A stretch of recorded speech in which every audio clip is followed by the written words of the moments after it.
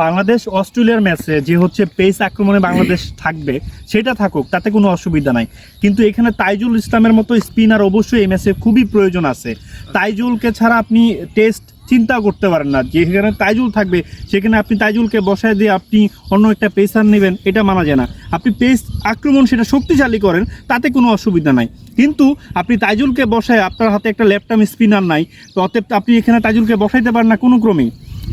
অনেক লোকজন বলছে বা টিম থেকে বলা হচ্ছে যে তাইজুলকে বসাবে, কিন্তু তাইজুলকে না বসানোটা সবচেয়ে সেফ হবে।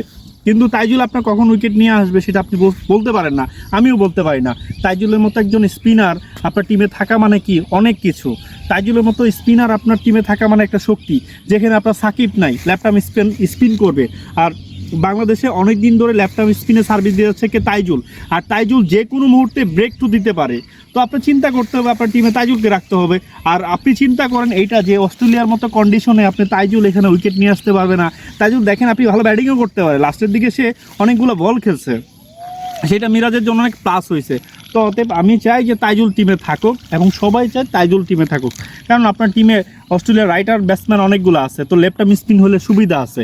আর তাইজুল কোন উইকেটে ভালো করবে সেটা তাই বলা যায় না, তাইজুল প্রত্যেকটা উইকেটে ভালো করতে পারে।